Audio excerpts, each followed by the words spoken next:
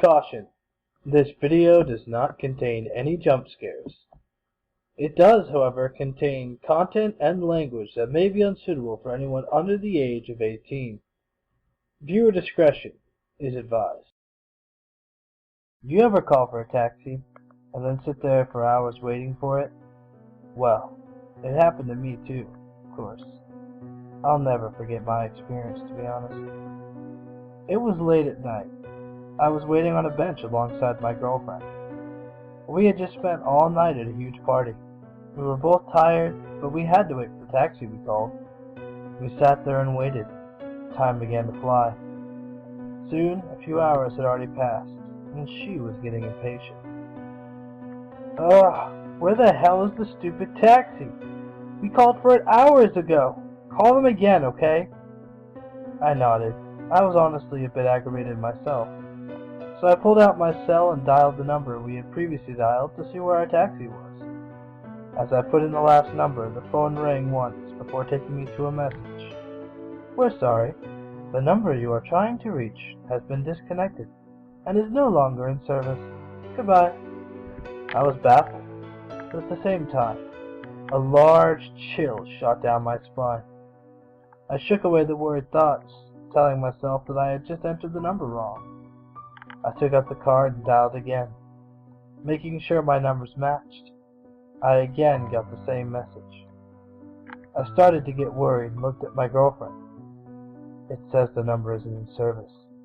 So who the hell did we call? My girlfriend shook her head, laughing slightly. Nice try, bonehead, but I'm not in the mood for jokes. I assured her I was serious. She took my phone and called the number 3 times, her face growing red with anger. This has to be some stupid prank! As she finished her yell, a taxi pulled up. Though you wouldn't know it from looking at it. It was heavily rusted, the roof of the car didn't have a taxi sign, and the sides of the taxi didn't say anything about it being a taxi. It was painted a dark black, and the windows were tinted. The inside of the taxi wasn't any better, as between the passenger seats in the back and the driver's seat in the front, there was a steel cage like you'd see in a cop car. We were both hesitant, but we were also tired from waiting for so long. So we swallowed our fear and stepped into the cab.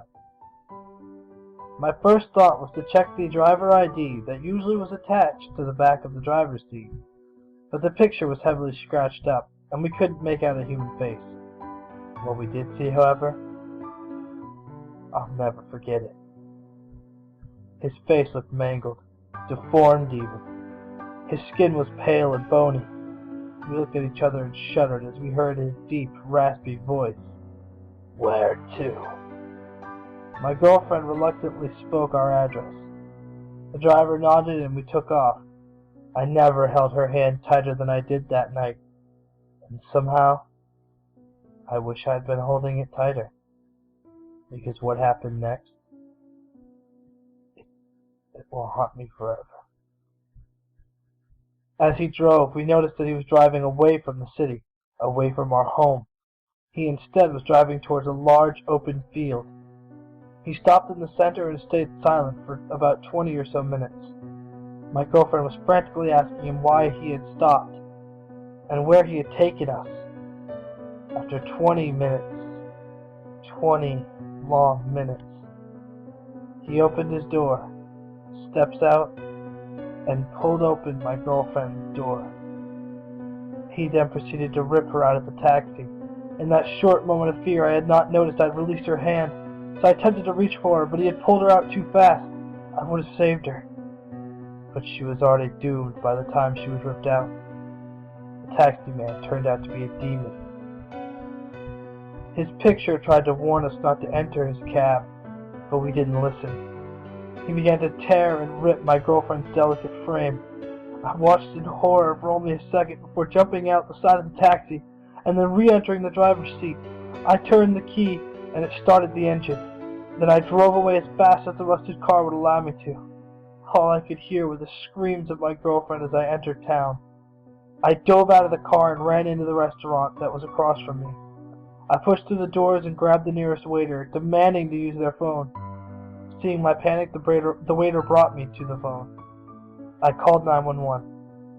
The police never found my girlfriend or the demonic taxi driver.